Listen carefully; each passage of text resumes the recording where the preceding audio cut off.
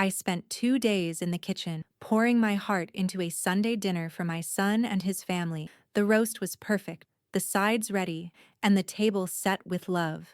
But when the time came, they were at my daughter-in-law's house instead. So, I did what they never saw coming. I hired a chef they couldn't afford, and when they finally showed up, expecting an apology, they found themselves face to face with the truth of our broken relationship. All right, before we dive into this crazy story, do me a favor, subscribe, and tell us where you're watching from. The roast had been resting for precisely 8 minutes, just long enough for the juices to settle, not long enough. Elaine brushed a sprig of rosemary across the golden brown surface and set it at the center of the table like a crown jewel. Around it, sweet potato casserole with toasted pecan, green beans glistening with garlic butter, deviled eggs piped just right, and her late husband's favorite cornbread, slightly burnt edges, just how he liked it. She stepped back and looked at the spread. Everything perfect. Even the linen napkins had been ironed. She glanced at the clock. 3:52 p.m. They were always late, but not by much. Thomas knew she hated that. Dinners at 4 meant forks up at 4. Not 4:15, not 4:05. 4. Her rules. Her house. Elaine moved to the window, parting the curtain with 2 fingers. No headlight. No crunch of tires in the gravel drive, just the slow hum of cicadas and the distant bark of someone's dog down by the marsh. She checked her phone. Nothing. 4:06 p.m. Maybe they got stuck in traffic. Maybe Vanessa wanted to swing by that ridiculous boutique on Broad first. What was it called? Golden and Vine? All pale wood and overpriced candles. Elaine huffed softly. Probably wanted to show off her new dress to the shopgirl. 4:23 p.m. Elaine sat. Not to eat, just to be near them. The roast didn't smell like victory. It smelled like effort, like loneliness. She picked up her phone and dialed. Thomas answered on the 3rd ring. Hey, Mom. Where are you? Her voice was calm, practiced, but each word trembled ever so slightly on the edge. A pause. Oh, we're at Vanessa's. You're what? Yeah, sorry, we kinda threw something together last minute. Vanessa wanted to try this new recipe, and Megan invited a couple of her friends, and I thought I mentioned it? No, Thomas, you didn't. Another pause. Awkward, stupid silence. I'm really sorry. We'll stop by after dinner. Maybe grab dessert? Elaine's eyes flicked to the homemade peach cobbler still steaming on the counter. No need, she said, voice brittle. Enjoy your meal. She hung up before he could answer. Slowly, deliberately, she placed the phone down on the charger. The weight of silence settled into her chest like wet wool. A soft ping interrupted the stillness. Text message. I'm so sorry, Grandma. I didn't know until we were already here. I love you, Megan. Elaine stared at the screen, thumb hovering over the reply button, but she didn't type. What could she say? That she'd spent 2 days prepping a meal that no one would taste? That the napkins were ironed, the roast rested, and the house smelled like a memory no one showed up for? She stood, suddenly cold despite the Carolina heat, and began clearing the table, careful not to let silverware clatter as if someone might still arrive. Each plate scraped clean into the trash felt like a tiny betrayal, not of them, but of herself. As if cleaning up meant admitting they were never coming. She was pouring the wine down the sink when the side door creaked open. You didn't deserve that, Clara said, stepping inside with the boldness only a best friend of 40 years could carry. She didn't wait for an invite, just walked right up and gave Elaine a hug that smelled like Chanel No. 5 and menthol. Elaine didn't cry. Not really. Just let her cheek rest on Clara's shoulder for a minute too long. I shouldn't be surprised anymore, Elaine said quietly, but somehow, I still hope. Clara pulled back and looked her in the eye. Honey, those people aren't rude. They're damn blind. And you don't teach blind people to see by feeding them. You hit 'em where it hurts. Elaine gave a short, humorless laugh. And where's that? Clara smirked. Their pride. Their palate. Elaine wiped her hands on a dish towel and looked around the quiet, too-clean kitchen. Her jaw set. Next Sunday, she said, more to herself than anyone else, will be different. The wine stain on the counter looked like a bruise. Elaine wiped it once, then again. Though it had already vanished, she wasn't cleaning anymore. She was scrubbing the ache out of her chest. She sat down with her tablet, the screen flickering onto Vanessa's grinning face almost instant. The algorithm knew exactly what would hurt. There it was. The post. Sunday done right. Family first. Her southern choice. Elaine tapped the image. letting it fill the screen. Vanessa was in some sleeveless lemon-colored thing that probably cost more than a week's grocery. Her teeth sparkled too white, eyes too wide. Beside her, Thomas laughed mid-bite, holding a wine glass. Megan's smile looked forced. Her arms were crossed, slightly turned away from the others. Even still, the caption hit hard.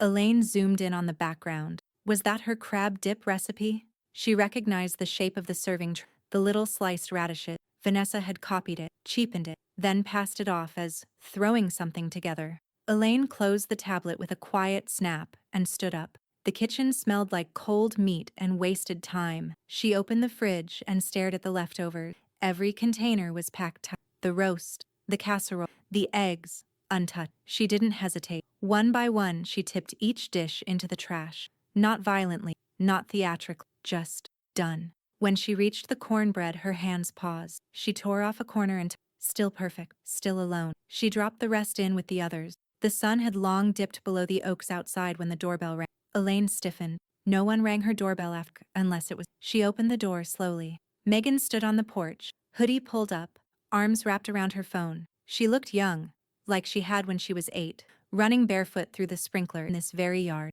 Elaine stepped aside. Megan walked in without a word, pacing the kitchen like it was unfamiliar. She looked at the trash can, then at her grandmother. Her lips thinned. I didn't know, Megan said. They didn't tell me. I thought we were all coming here. Elaine nodded. It's all right. No, it's not. Megan turned, her eyes hard now. They treat you like some backup, like you're a museum they visit when it's convenient. But you're the only one who actually shows up. Elaine smiled softly, tiredly. I'm not trying to You shouldn't have to Megan's voice cracked. You cooked for 2 days and they sat there pretending Vanessa's Pinterest dinner was some kind of southern feast. Elaine reached out, wrapping her arms around her granddaughter, pulling her in tight. Megan melted into the hug. They'll learn, Elaine said quietly. One way or another, they'll learn respect. Megan pulled back. I'll help, whatever you need. They think Vanessa's the queen of everything, but you're the one who taught me how to set a real table. Elaine laughed, just a little, and touched her cheek. I might take you up on that. Later, after Megan had gone and the house settled into its usual hush, Elaine stood at the kitchen sink, watching moonlight ripple over the marsh. She didn't cry. She thought about Thomas, about how easily he'd chosen the easier dinner, the louder wife, the shallower smiles. She thought about Vanessa, who couldn't cook without copying, who played hostess like it was a photo shoot. Then she thought about her own hand, callous, steady, and still capable of creating something unforgettable. She picked up her phone and typed into the search bar, Charleston Private Chefs, best rated. She scrolled slowly, lips pursed until she saw the name, Chef Daniel Carr. Award-winning, fully booked months in advance, known for turning dinners into performances, a man who made silence fall around a table. Elaine's finger hovered over the contact. She tapped. Elaine had always cooked now she was planning a meal for Silent. By 8 a.m. the next morning, she was already seated at the breakfast with a yellow legal pen uncapped, reading glasses perched low.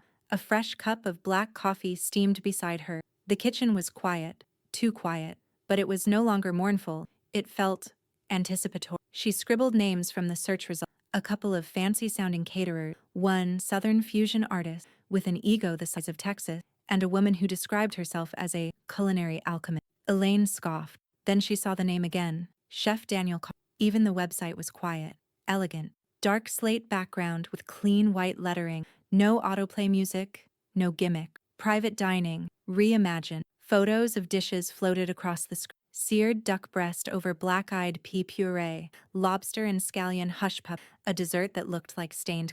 Elaine stared for a long time, words like transformative, intimate, and unforgivingly honest. Then the price, $500 per person. No exceptions, no substitution, no refund. She didn't flinch. Elaine clicked the request inquiry button. Full name? She typed, Elaine Foster. Preferred event date? This Sunday. Describe the occasion. She hesitated, fingers hovering, then typed, family dinner. I was forgotten last week. I won't be this time. She hit submit. Then she waited. It wasn't even an hour later when her phone rang. An unknown Charleston. She answered with a cautious, hello? The voice was smooth, but sharp, like a carving knife cutting through soft bread. Mrs. Foster? This is Daniel Carr. Elaine straightened in her chair as if posture could matter through the line. Yes, thank you for calling. I've read your note, he said. May I ask, why now? Elaine's voice was steady. Because they thought I'd always be waiting at the stove, and I'm not.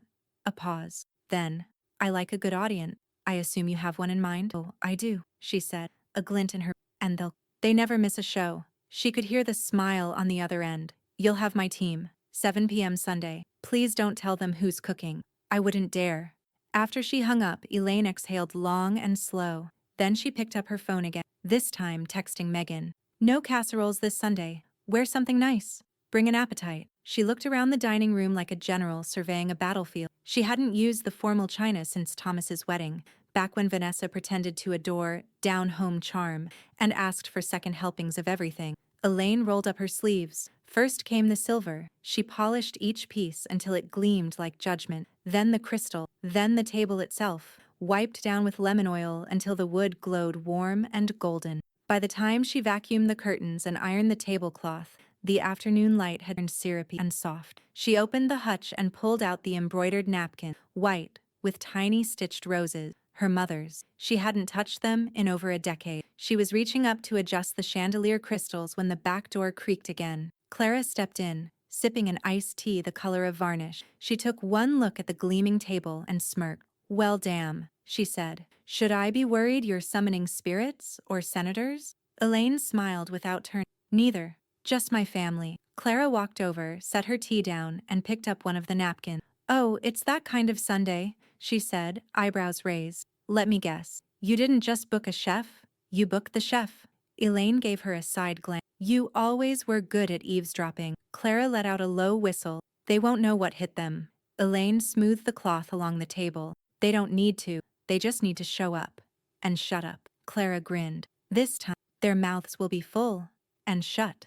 The air inside Middleton's market was chilled and citrus-scented, heavy with the quiet hush of classical music and the sound of carefully chosen lives being curated one artisanal block of cheese. Elaine pushed her cart slowly past the imported oils, each glass bottle lined up like a soldier. She had a list tucked in her handbag, but she didn't need it. Chef Carr's team had sent over a detailed prep sheet, crisp white parchment with hand-penned notes. Even the handwriting felt expensive. She was just about to reach for the bottle of chilled Chardonnay, the Chardonnay, Carr's sommelier had insisted, when she heard the click of heels. Then the voice. Oh my God, Elaine. I thought that was you. Elaine didn't flinch. She turned slowly, registering Vanessa in a flowy blouse, too much bronzer, and a pair of sunglasses pushed onto her perfectly coiffed hair, a crown. I always forget you shop here, Vanessa said, dropping an overpriced jar of fig jam into her own cart. It's such a scene, right? But the produce is to die for. Elaine offered a polite smile. It's local. Vanessa leaned in conspiratorially. I'm doing another little Sunday thing. Nothing huge. Just a seared salmon with fennel and lemon, maybe some kale gratin. I found the recipe on this food blog. Totally organic, totally clean. You know how people love that now. Elaine glanced at the cart. It was curated more than filled. Whole Food magazine chic. A rosemary plant in a white ceramic pot, sparkling elderflower water, a wedge of manchego still in its gold wrap. Well, Vanessa continued, tapping her phone. Thomas invited Megan, so if you want to stop by later, feel free. I can plate something up for you. Elaine nodded once. That's kind of you. Vanessa tilted her head. Oh, I'm always thinking of you, Elaine. The words were sugar-laced, but the eyes beneath the lashes were glassy and gloating. Elaine didn't respond. She turned and picked up the bottle of Chardonnay. The bottle, the one Chef Carr's notes had underlined. Mineral forward, slightly flinty, pairs beautifully with seared duck and roasted stone fruits. She placed it in her cart with the careful hands of someone setting a trap. Vanessa glanced at the label and hesitated. Oh, that one's nice, but it's kind of sharp, not very accessible. Elaine smiled. I'm learning to appreciate that. She turned the cart and walked away without another word. That afternoon, Clara showed up with a tub of polish and a beat-up rag she claimed belonged to her grandmother. If we're bringing out the heirloom forks, she said, then by God, they're going to shine like Judgment Day. They sat side by side at the long dining room, the sun making mosaics through the lace curtains, dipping each piece of silver into a bowl of hot water and lemon before working the cloth over them in slow, deliberate strokes. You ran into her, didn't you? Clara asked, not looking up. Grocery store. Elaine said, not missing a. Clara let out a grunt. And did you slap her with a fennel bulb? Elaine laughed under her breath. No, but I let her talk herself into a corner. She doesn't know what's coming. She never does. A text pinged on Elaine's phone. It was Megan. Got a new dress for Sunday. Should I bring my camera? Elaine typed back. Yes. Bring an appetite too. She stared at the screen a moment longer, then set it aside and returned to the silver. I always thought being quiet, Elaine said after a. But now I think it's the space where people bury themselves. Clara glanced at her. You're not quiet. You're loaded. You've just been waiting for the right moment to go off. Elaine lifted a freshly polished soup spoon to the light and watched it glint. Patience tastes better slow.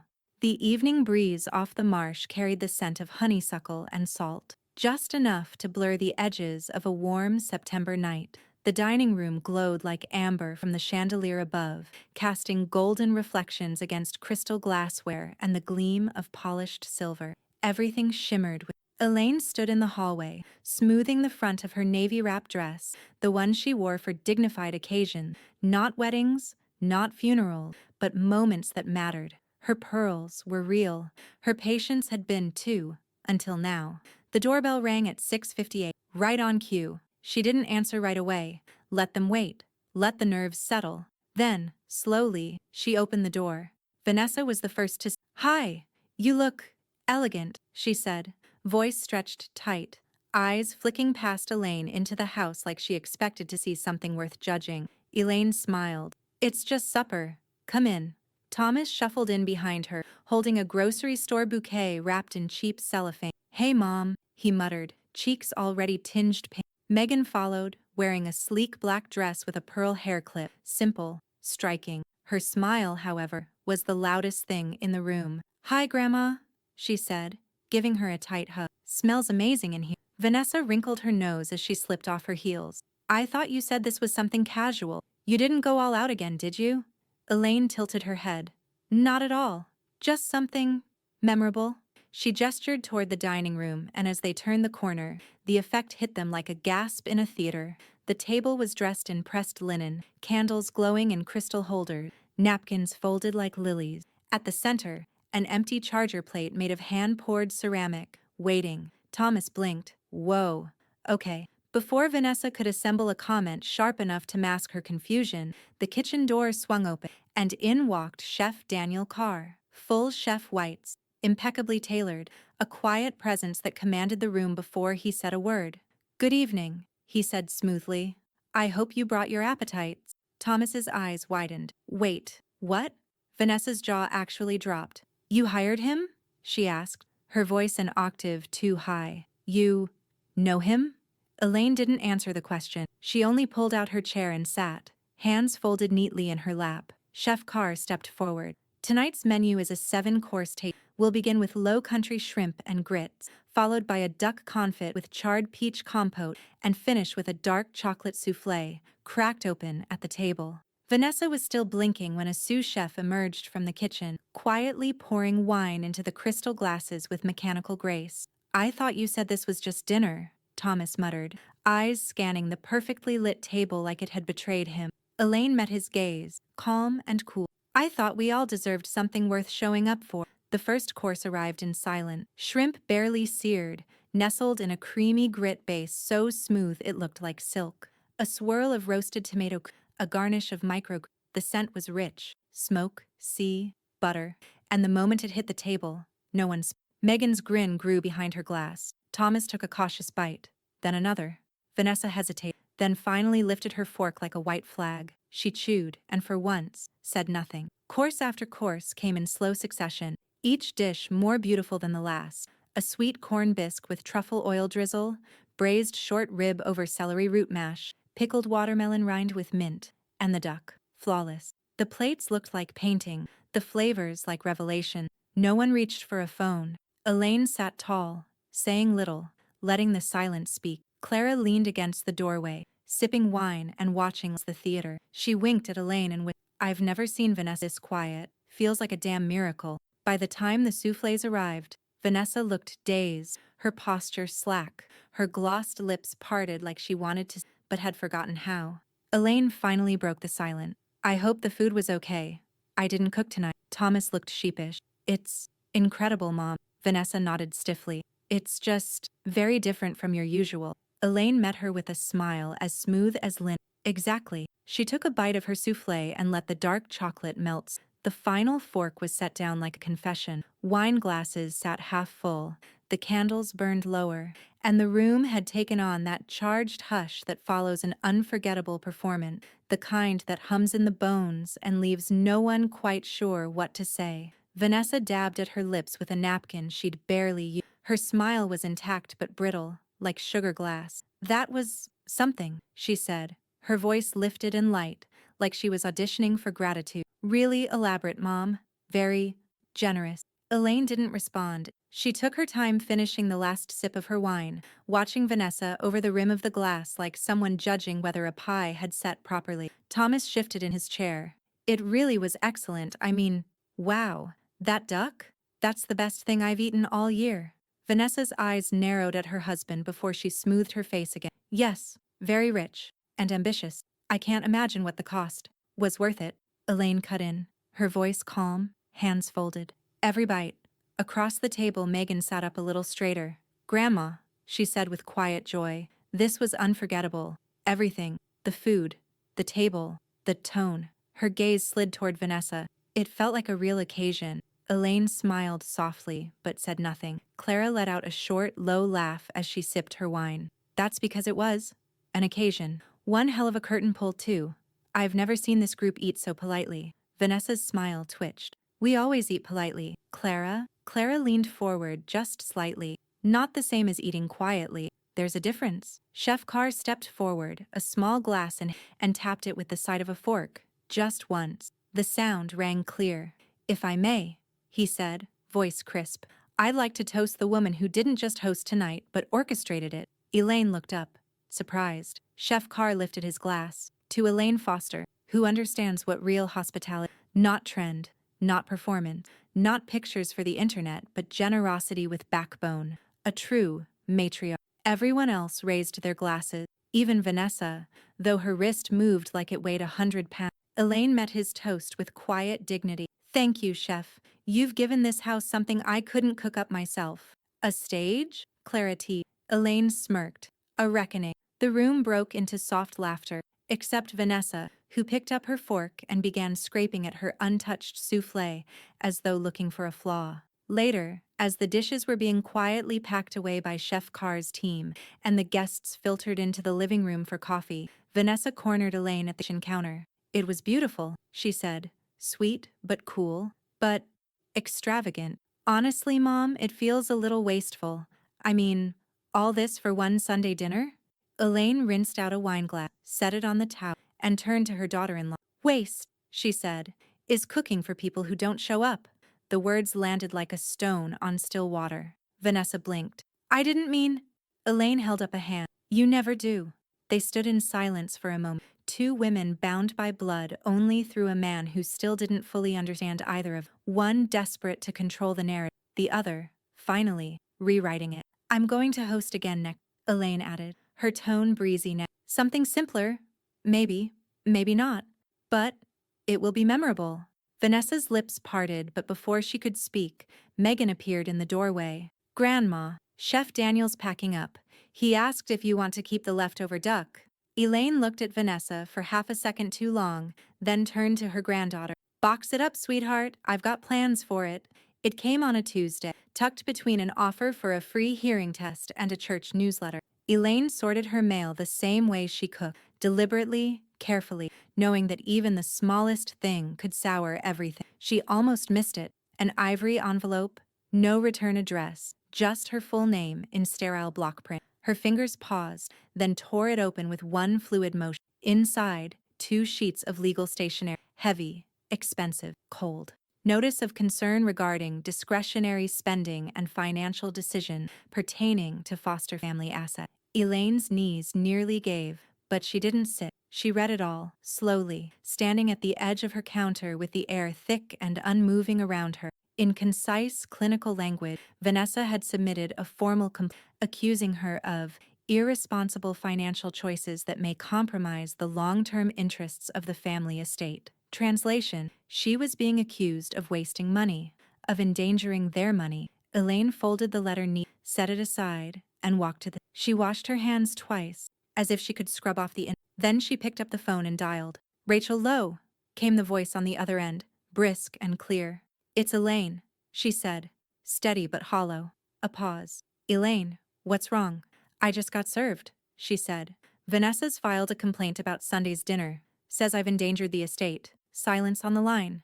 Then the soft creak of a chair and the click of a pen being set down. Tell me you didn't pay for that dinner from the joint account, Rachel said.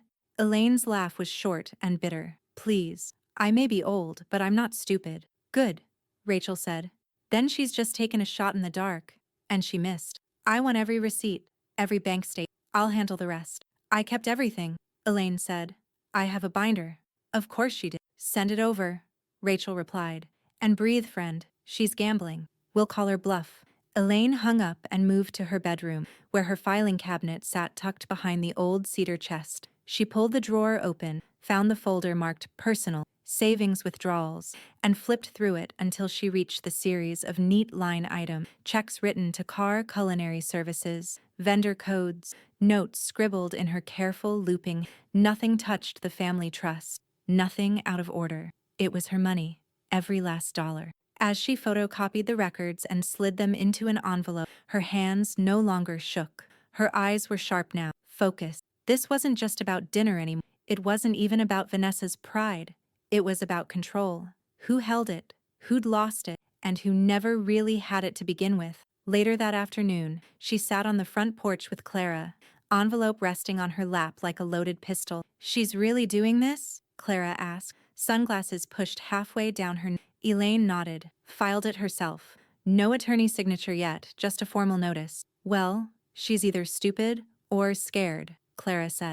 Maybe both. I think she's trying to send a message. Clara snorted. She forgot who taught you to read between the lines. Elaine looked out at the Spanish moss hung low over the sidewalk, and two boys rode by on bikes, laughing as they wobbled toward the corner. She underestimated, Elaine said softly. Again. No, Clara corrected. She mistook your silence for surrender. You've been feeding people so long, they forgot you have teeth. Elaine reached down and smoothed the seal on the envelope. Rachel said we'll file our own motion if this goes further. And you're ready for that? Elaine looked over at her best friend. There was no fear in her eyes, just something solid, something earned. I didn't start this fight, she said, but I sure as hell know how to finish it. The courtroom smelled faintly of lemon polish and old paint. Its dark paneled walls and oil portraits gave the space a solemn weight, like justice itself had a lineage. Elaine sat perfectly still at the petitioner's table, her hands folded in her lap, her shoulders squared beneath a dove-gray blazer. She wore no jewelry except her wedding band. Her eyes didn't flinch when the bailiff called the matter into session. Across the aisle, Vanessa was dressed for war, cream pantsuit, statement necklace, and a shade of lipstick too bold for a probate hearing. Thomas sat beside her, lips pressed into a thin line, glancing nervously at the bench where Judge Martin Keene was adjusting his glasses and flipping through the file. Rachel Lowe stood with practice. Your Honor, in response to the claim of financial irresponsibility against my client, Mrs. Elaine Foster, I submit these exhibits detailing the source of payment for the private dinner in question. She handed over a slim folder, all from a personal savings account held solely in her name, with a paper trail that predates the event by several months. Judge Keene looked up over his glasses. And the opposing party's justification for the original complaint? Vanessa stood. Your Honor, I simply raised concerns over transparency. It's not about one dinner. It's about a pattern. I've seen impulsive decisions before, and I believed there might be risk to the families. Rachel didn't flinch. We anticipate, which is why we've included, under seal, an itemized summary of recent purchases made by the complainant herself, using joint family funds. Judge Keene raised an eyebrow. Rachel continued, calm as ever. Luxury handbags totaling $18,000, monthly aesthetic care expenses nearing $2,000, and a leased Mercedes SUV listed under the joint household's line of credit. Vanessa flushed. That's completely irrelevant. That's our lifestyle, not reckless. Judge Keene held up a hand. Mrs. Foster, he said, turning toward Elaine. Elaine looked up, serene. Yes, Your Honor? You've remained unusually quiet for someone being accused of mishandling legacy funds. Elaine met his eyes, voice steady. That's because I don't need to speak for myself. I have receipts. He stared at her a moment, then nodded. A financial review will be ordered. Neutral third-party audit. If everything checks out, I expect this to be withdrawn formally and without further waste of court resources. Vanessa sank into her chair, crossing her arms. Thomas leaned in and whispered something, but she shook her head, lips tight. From the gallery bench, Clara let out a breath that might have been a snort. Outside the courtroom, the late morning sun cut through the Charleston humidity, but Elaine didn't rush. She stood beneath the old oak outside the courthouse, watching as Thomas caught up to her. "Mom," he said, voice low. "Did you really never touch the trust?" Elaine turned slowly. "Of course not." He rubbed the back of his neck. "Vanessa said you'd been hiding things, moving money around for yourself. I didn't want to believe it, but you didn't ask me either," she said, not angry, just tired. Thomas looked away. "I guess I thought she was watching out for all of us." Elaine nodded once. "Then I hope you're watching her just as closely now." Before he could answer, Megan appeared beside her. "Grandma," she said, slipping her arm around Elaine's waist. "They'll see. Everyone will. The truth's not that hard to find if you're brave enough to open your eyes." Elaine smiled and kissed the top of her granddaughter. "You're more than I deserve." Clara walked up next, sunglasses back on, iced coffee and, "Well," she muttered, "she brought a shovel to a sword fight." Elaine laughed softly. "She's digging," Clara added. "The only question is whether she realizes the hole's for her." Elaine looked out over the courthouse steps, wind catching the edge of her scarf. "Not yet," she said, "but she will."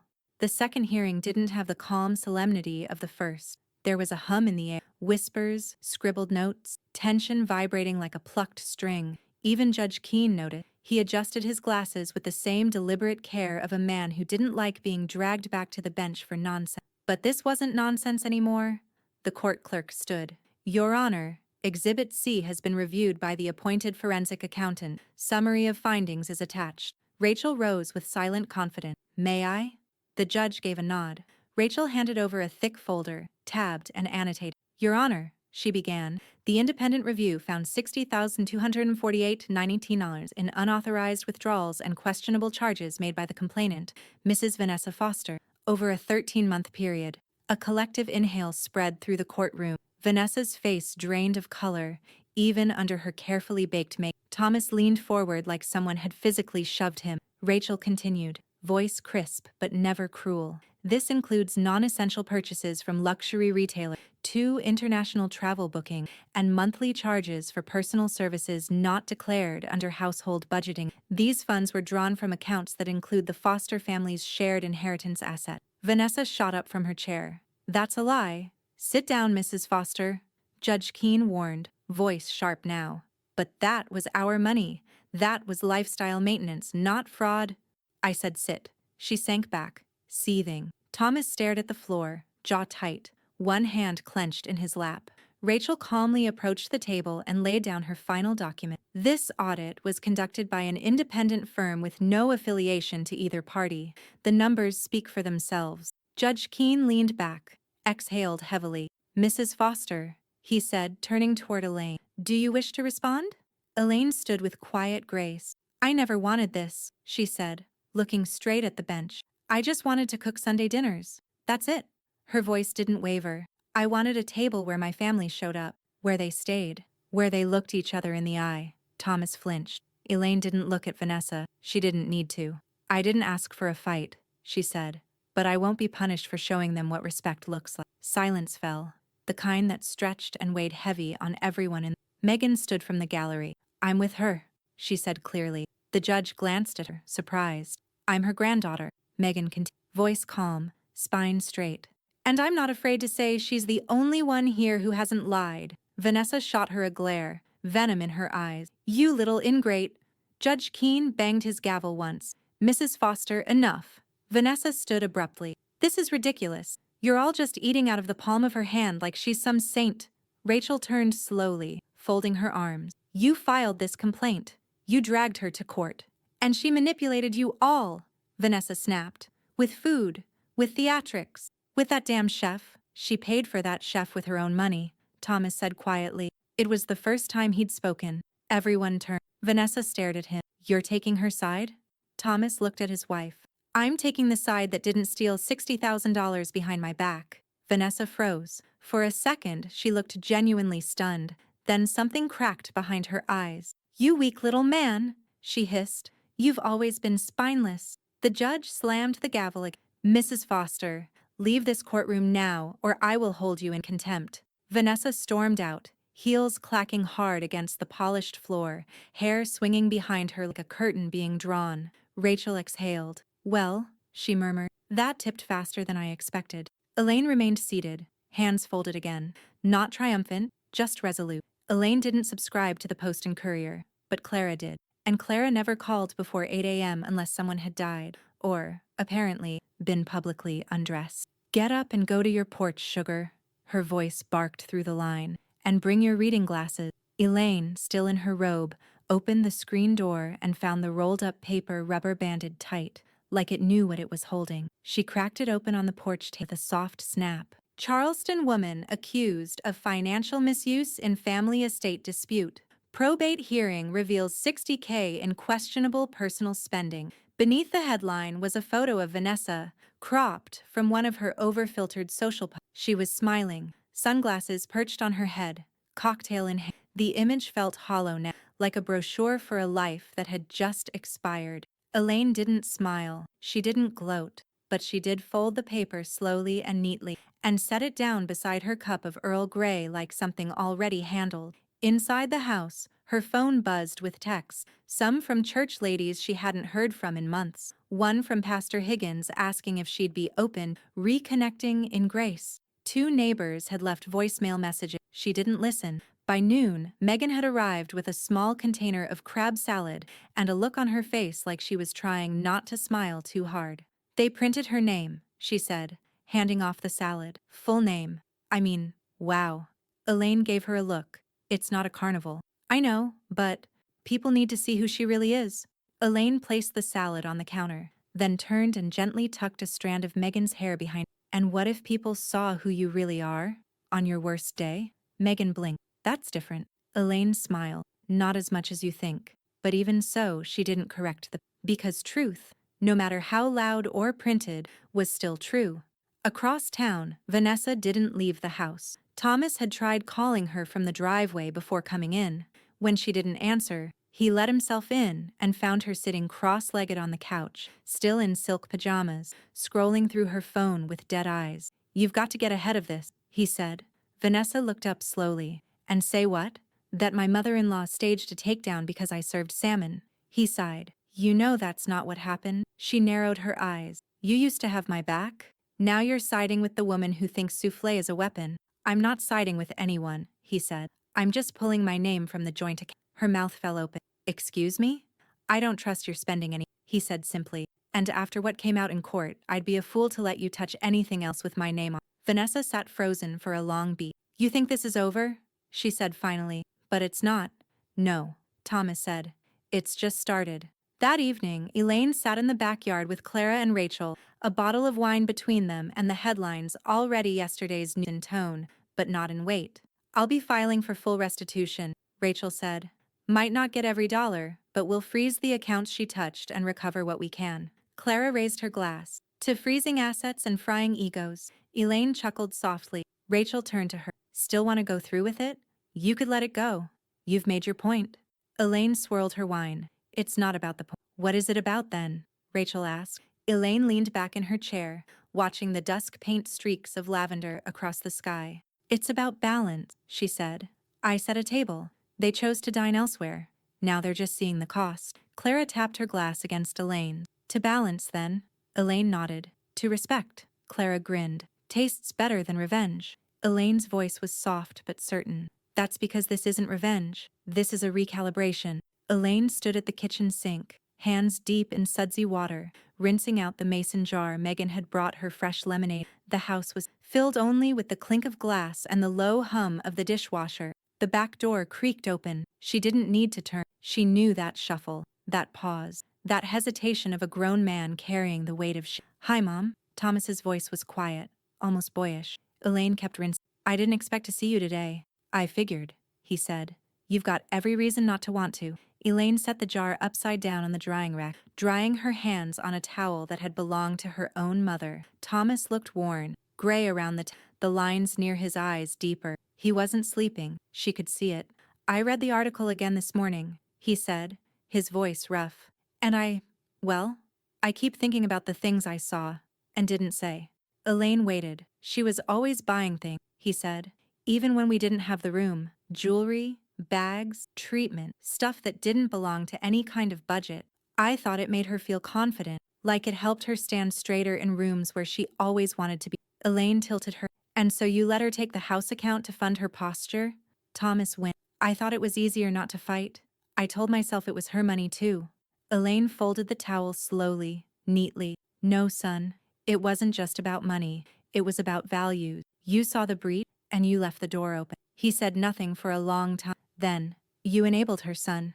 But now you see. Thomas nodded once, eyes glassy. I do. I swear I do. Before another word could pass between them, small footsteps pattered in from the hallway. Sophie. She was wearing one of Elaine's old aprons, folded twice to fit her, and carrying a sketchbook under her arm. Daddy? She asked, blinking between them. Why are you sad? Thomas crouched and pulled her in gently. Just working through some grown-up thing. She turned to Elaine, studying her face like a mirror she trusted. Elaine opened her arms. Sophie didn't hesitate. She ran into them, pressing her cheek to her grandmother's chest. Elaine smoothed her hand over the girl's hair, whispering, You've got good ears, hun, but sometimes the best thing to do is listen with. Sophie nodded solemnly, then scampered off toward the sunroom. Thomas's voice cracked. I don't know how to fix this. Elaine looked at him squarely. Start by not pretending it's broken as it's not.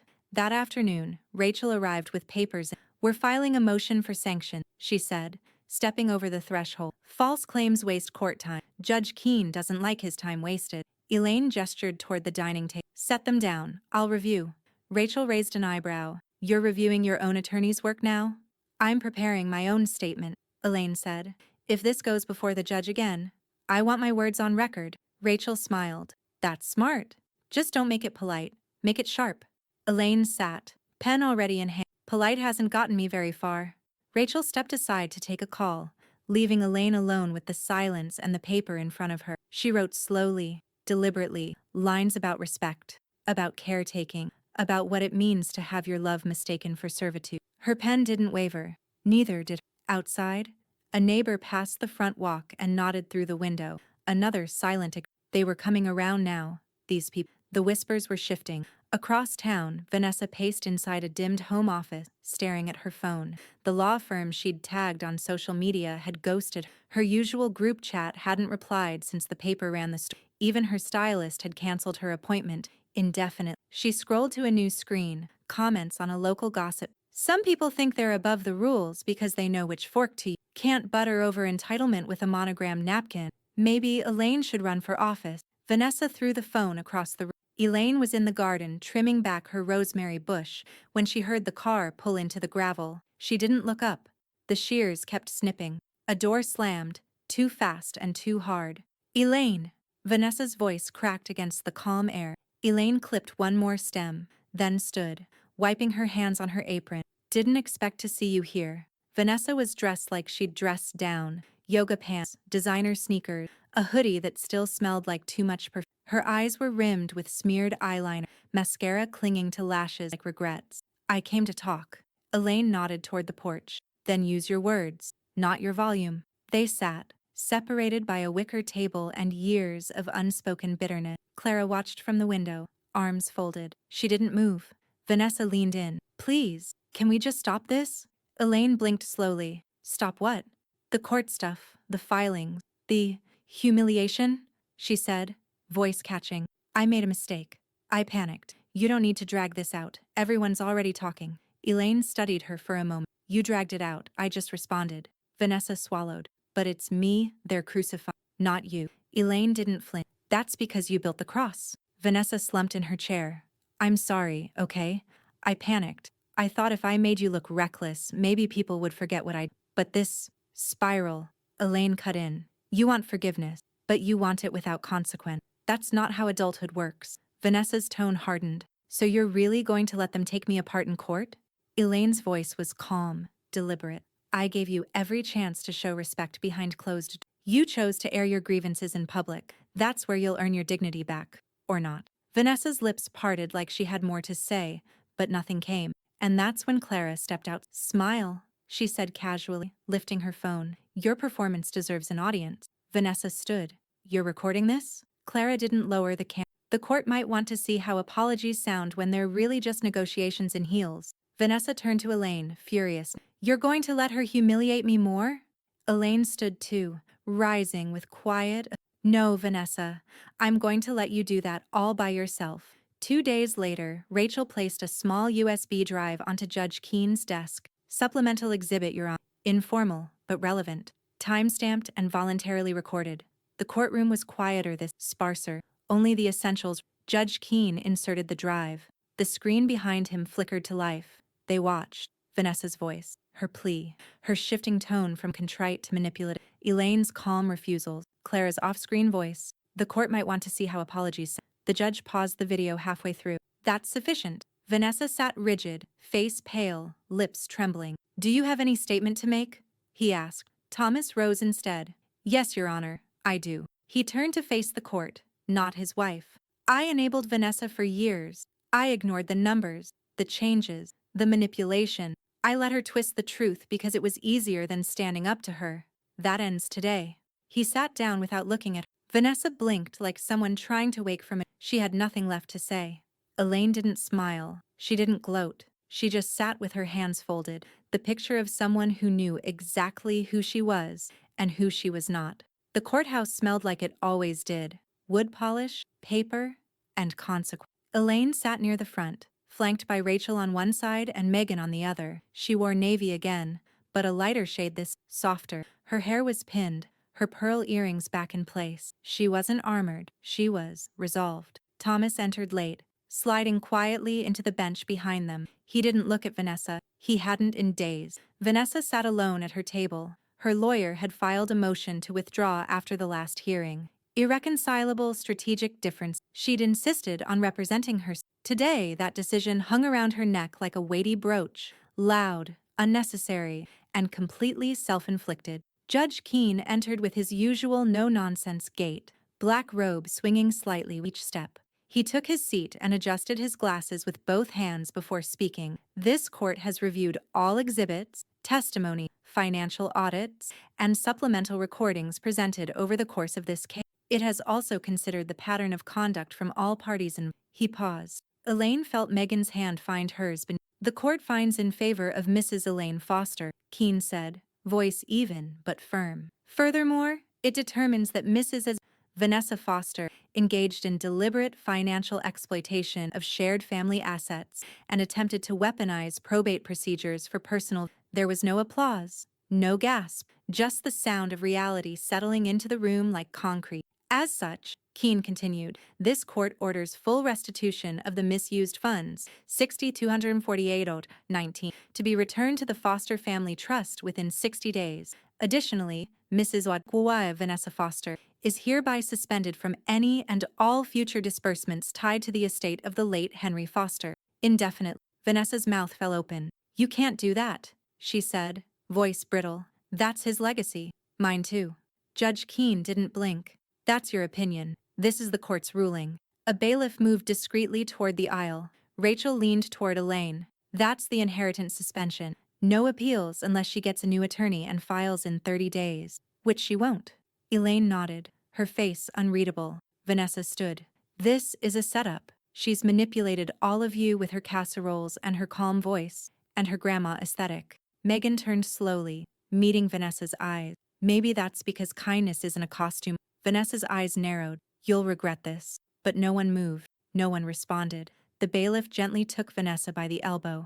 Ma'am. She jerked away from him. Don't touch me. I'm not going anywhere until I speak my piece. Judge Keen's voice was steel now. Ma'am, you will leave this courtroom in the next 10 seconds, either walking or escorted. Vanessa's face flushed. Fine, she hissed. Enjoy your little matriarch. And then, with a final glance at Thomas, who did not look back, Vanessa stormed down the aisle, heels stabbing the floor like a drumbeat of rage. The door closed behind her. Silence held for one beat too long. Thomas stepped forward, stopping beside Elaine's bench. "I'm sorry," he said quietly, "for all of it." Elaine turned her head, meeting his eyes. They were red-rimmed, exhausted, unsure. "I know," she said. "Now act like." He nodded. "I will." He reached for her hand but stopped short, leaving the gesture unfinished. Rachel gathered her folders. "It's done." Megan squeezed Elaine's hand again. "Grandma, you did it." Elaine didn't smile. Not yet. She just exhaled slowly, like someone letting the last ounce of weight fall off their back. As the courtroom emptied, Clara waited by the door, arms crossed, lips twitching with suppressed glee. "Shall we go?" Rachel asked. Elaine rose slowly, heels clicking against the tile with deliberate grace. As she passed the judge's bench, her voice barely above a whisper, she muttered 2 words. "Dinner's served." The house smelled like thyme and onion, and something rich bubbling. Beef stew, with carrots the size of thumbs and potatoes soft enough to fall apart under a spoon. Elaine moved between stove and table in socked, wearing an apron smudged with flour and pride. The dining room was set for 4. Nothing fancy, no polished silver, just the everyday plates, the kind worn by time and still standing. "Do we need candles?" Megan asked, peeking into the sideboard drawer. Elaine glanced over her shoulder. "We deserve candles." Clara, already seated with a whiskey, raised a brow. "Oh, we're fancy now, are we?" Elaine smirked. "We've always been fancy. We just forgot for a while." At 6:58, the front door creaked open. Eric stepped in, tall, quiet, freshly shaven, wearing the same soft grin he always did when he didn't know what to bring, and so brought himself. "I heard there was stew," he said, shrugging off his jacket. "Sit down before Clara eats it all." Elaine called from the kitchen. "I haven't even touched it," Clara protested, lifting her glass. Yet. By 7:10 they were seated. No phones, no distraction, just bowls of steaming stew and hunks of bread Elaine had baked that morning. Dense, chewy, her mother's recipe, the one scribbled on an index card so old the ink had gone ghost pale. The laughter started slow.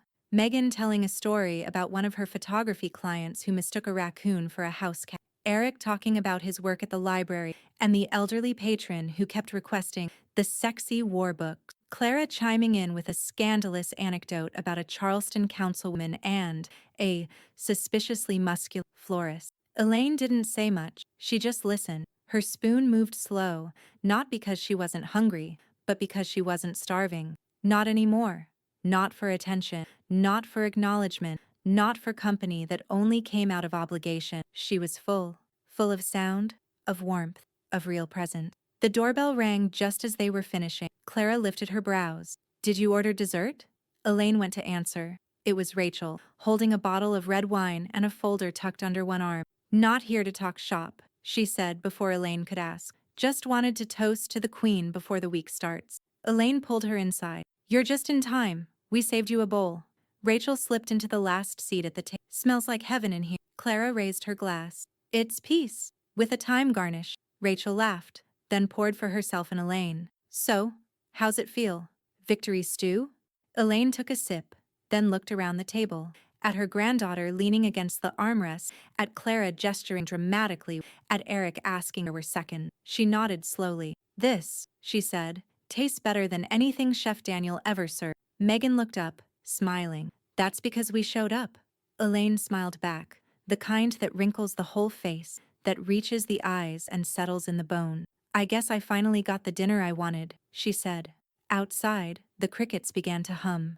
Inside, the candlelight flickered across their faces, soft and forgiving. No courtroom, no accusation, no sharp-edged forks of judgment, just hands reaching across the table, passing bread, brushing fingers, steady and sure. Elaine leaned back in her chair, the weight of months slowly dissolving. And for the first time in a long time, she didn't need to swallow her tea. She just let the joy in, quietly, fully. And the table held. The conference room smelled of coffee and anticipation. Rows of chairs filled a modest Charleston event center, all eyes facing the podium with a soft white banner that read, "Dignity in Aging, Rights, Respect, and Reckoning." Elaine stood at the edge of the stage, waiting for her cue, her speech folded in 3 even parts inside her. She wore deep emerald, sharp at the collar, soft at the sleeve, and no pearls this time, only a silver pin shaped like a fork. A quiet in-joke, gifted by Clara that morning. Her armor had changed. The moderator stepped aside. Please welcome our final speaker today, Ms. Elaine Foster. Applause rose. More than polite, not quite thunderous, but real. Elaine approached the microphones, placing her notes on the lectern. Her fingers didn't Good afternoon, she said, her voice steady as warm broth. I was asked here to speak about elder financial safety, about what it means to protect not just our bank account, but our sense of self. A pause. I'm not a lawyer, she said, eyes flicking to Rachel in the front row. I'm not a judge. I don't sit on any boards or own any trusts or wear any robes, except the one I've worn for 40 years while making Sunday dinners. Soft laughter stirred. Elaine let it. I've been many things. A mother, a widow, a grandmother, a woman who asked for very little and gave very much. But this year, I learned something new. She leaned in, voice lowering with intimacy. I learned that being quiet doesn't mean being weak, and that financial abuse doesn't always look like theft. It sometimes looks like entitlement. In the third row, Thomas sat motionless, hands folded in his lap, his head dipped. Megan beamed beside him, eyes locked on her grandmother. She was watching the moonrise. Elaine continued, we are not burdens, we are not footnotes, and we are not here to finance someone else's reflection of success. Another ripple of applause, stronger this time. Respect, she said, is the finest meal we can serve, and if no one shows up to the table, then we serve ourselves, until they learn how to join us properly. From the wings, Clara dabbed her eye with a linen napkin she'd snuck in just for the symbolism. Elaine's gaze swept across the crowd. I didn't come here today for pity. I came because I was tired of being polite while my name was used or someone else's power. I came because dignity isn't just a legal right. It's a personal. She folded her notes and stepped back from the microphone, her final words clear, crisp, no fanfare needed. Thank you. Applause this time did rise like thunder. Some stood. Megan did. Clara too. Even Rachel. Even Thomas. Elaine nodded once, acknowledging, not accepting, but present. Clara leaned in as Elaine walked past her in the aisle. From empty chairs to full rooms, she whispered, look at you. Elaine smiled, eyes soft but unbreakable. In the back, Megan stood taller than she ever had. She clutched a small notebook where she'd scribbled the speech title, What We're Owed, Care, Not Control. Elaine walked through the corridor, past the reception desk and down the carpeted hallway, heels steady on the ground that had once felt like eggshell. She didn't rush. Behind her, conversations bloomed. People were still clapping, still nodding, still moved. And in that hallway, bathed in soft overhead light, purse on her shoulder, nothing left to prove. Elaine whispered to no one in particular, or maybe to every table that had ever left her seat empty. And when they showed up, they finally understood. My table is where respect is served.